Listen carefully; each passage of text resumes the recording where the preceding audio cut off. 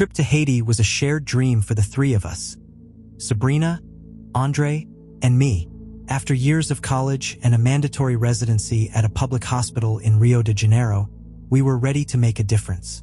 When Doctors Without Borders accepted us for a humanitarian mission in Haiti, shortly after the devastating 2010 earthquake, we felt that our destiny was finally to contribute to the world. Our arrival in the country was both thrilling and devastating. The humid heat and chaos surrounded us as soon as we landed in Port-au-Prince. The smell of destruction was intense, a mix of rubble, corpses, and despair. Haiti, wounded and in ruins, seemed in a constant state of emergency. Yet there was hope in the eyes of those we met. The following days were frenetic. We worked tirelessly in makeshift shelters and field hospitals. Each day was a race against time, fighting to save lives with limited resources. Hunger, misery, and now the rampant violence that had emerged in the wake of the tragedy. Gangs controlled parts of the city, and rumors of kidnappings quickly spread among the volunteers. We tried to stay focused, but the tension in the air was palpable. It was on one of those nights when we were all exhausted that everything changed. They came without warning, armed men, hooded with cold, merciless eyes. There was no time to react. We were dragged out of our shelter, guns pointed at our heads. Sabrina, with her hair tied back and the calm expression she always maintained under pressure, was taken along with us. Everything was a blur of screams, rough hands, and black blindfolds covering our eyes. We were thrown into the back of a truck, the engine roaring as the outside world disappeared. The journey felt endless, jolting along trails that were no more than paths through the jungle. When the blindfolds were finally removed, we were in the middle of a dense forest. The air smelled of damp and decay, and there was something sinister about the way shadows seemed to move among the trees. An improvised camp appeared ahead of us, lit by bonfires and a few lamps hanging from rusted poles. The men pushed us into a precarious hut made of wood and old tarps. The gang leader, a burly man with a fierce gaze, stared at us as if we were his last hope. "You will save my son," he growled in a deep, commanding voice. In the next room, lying on a filthy cot, was the boy. Dried blood covered his leg, where a deep wound already reeked of gangrene. The boy groaned faintly, unconscious, his body trembling with spasms. I approached, but one look was enough to know there wasn't much we could do. The wound looked like an animal bite, but much larger than any dog or wolf I had ever seen. The flesh was torn, the infection spreading rapidly, already compromising much of the leg. André and Sabrina exchanged worried glances. We tried to stabilize him, but without the right resources, it was impossible. Sabrina explained the situation to the leader. "The wound is too severe. The infection has already taken over. We can't save him here." The silence that followed was deadly. "You will save my son, or you will die trying." The man's tone made it clear he wasn't open to negotiation. At that moment, the sky began to roar. A hurricane, predicted days earlier, started to form on the horizon.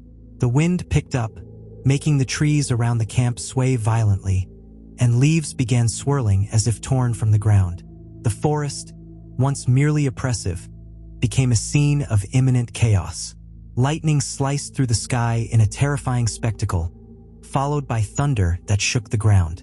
And then, as if the horror of the moment wasn't enough, another danger emerged. The men began to glance sideways at Sabrina, their murmurs leaving no room for doubt. A group of 6 approached the hut, their eyes filled with sinister intent. When the storm reached its peak, they burst into the hut, shouting things I preferred not to understand. They beat André and me, while 2 of them dragged Sabrina into another part of the hut. The hurricane roared outside, shaking the hut violently. The sound of the wind was deafening, mingling with the thunder and the screams. But then, something else happened. Amidst the chaos of the storm, gunshots rang out. A distinct sound, even amidst the hurricane's roar. One of the henchmen shouted something, pointing to the door. And then, between the flashes of lightning, we saw it. A beast, enormous, with glowing eyes and dark fur, emerged from the trees. Its form was indistinct, But its eyes, they glowed blood red, piercing through the soul. Panic overtook the kidnappers, who abandoned Sabrina and fled, leaving the hut open to the storm's chaos.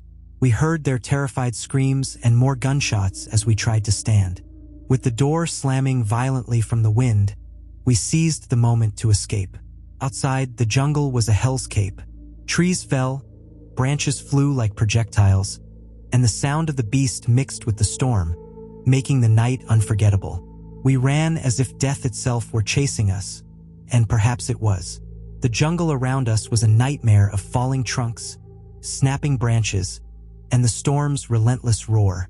The rain was so heavy we could barely see a few meters ahead, and with every lightning flash, the forest lit up as if hell was about to swallow everything. The thunder reverberated in our bones, and the wind lashed with such force that physical pain was constant.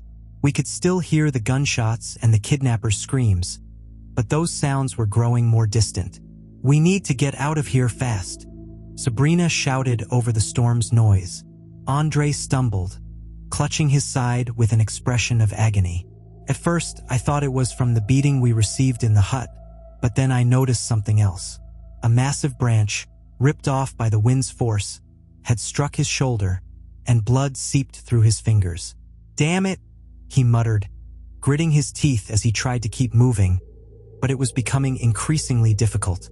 The wound and impact had left him nearly unable to walk on his own. Without hesitation, I put his arm over my shoulders while Sabrina did the same on the other side. We knew stopping wasn't an option. We were lost, soaked, and terrified. The beast's roar still echoed through the forest, more distant now, but still present. I wondered what was happening at the camp we left behind. The kidnappers' screams and the sound of the creature attacking them were nearly drowned out by the storm. The sense of helplessness mixed with terror was overwhelming. And there we were, in the middle of a Haitian jungle, facing a storm, armed gangs, and a beast that seemed straight out of a nightmare. The situation was desperate. The journey felt endless, the ground increasingly slippery with mud, and the trees around us shaking as if they were about to be uprooted.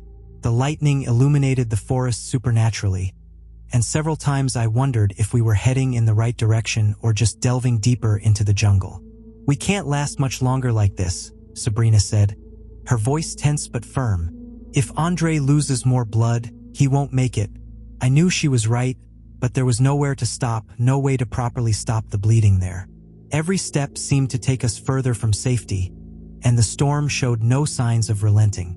We were entirely at the mercy of nature and that thing that still roamed the area. Then the storm began to dissipate. First, the wind reduced its force, the thunder receded into the distance, and finally, the rain diminished. The trees around us still groaned, but now silence replaced the destruction. We were exhausted, injured, and hopeless when something unexpected happened. A flash of light appeared ahead. At first, I thought it was a final lightning strike, but as we approached, we saw a figure emerging from the jungle shadows. It was a man carrying an oil lantern and speaking in Haitian Creole. As he approached, I recognized his face. Then I remembered days earlier we had treated his son at one of the improvised Doctors Without Borders clinics. The boy was severely dehydrated, and Sabrina had been the one to stabilize him. Now he stood before us, his face marked with concern. He didn't say much but motioned for us to follow him. Despite the pain and exhaustion, we had no choice. He led us along trails we couldn't see, always keeping a watchful eye around as if expecting something to jump out of the shadows. The forest around us still felt alive, with the echoes of distant thunder and the wind whistling through the leaves. But at least now, the beast and the kidnappers were behind us. We reached an isolated hut where his family awaited us. There, he gave us some food and shelter. The relief of being away from the gang's camp was indescribable. While tending to André's wounds, Sabrina sat next to me and, for the first time since it all began, spoke about what had happened when the gang invaded the hut. "They didn't manage to do anything to me," she said, her voice low but full of intensity. "That thing, the beast, arrived first." I looked at her, unable to respond. "The beast," That thing we couldn't explain had saved us from something even worse. At dawn, the man helped us return to the Doctors Without Borders camp. The destruction caused by the storm was indescribable. Uprooted trees, mud covering everything, and animal carcasses scattered along the dirt road. But we were alive. We had survived the gang, the beast, and the storm. When we finally saw the camp, with its white tents rising among the debris, we knew we had escaped by the narrowest margin. But that beast, that monster that had come with the storm, was still out there. The man led us to a few meters from the camp, then stopped. He stood silently, watching as we walked toward the white tents. With each step, we felt the relief of finally being close to a safe place. But something about that man unsettled us. Perhaps it was his absolute silence, or the way he looked at us with an almost supernatural intensity. When we were at a safe distance, I couldn't resist and turned around one last time. He remained still, his posture firm, as if waiting for something.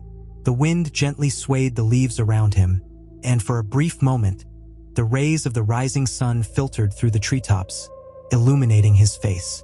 And then I saw it. His eyes glowed, an intense, sinister glow identical to what we had seen in the beast that invaded the camp and attacked our kidnappers on that chaotic night. Frozen in place, a chill ran down my spine. Couldn't be, or could it? That man, who had guided us through the darkness, saved us. Could he be something more? Something beyond what we could understand? Sabrina touched my shoulder, breaking the trance.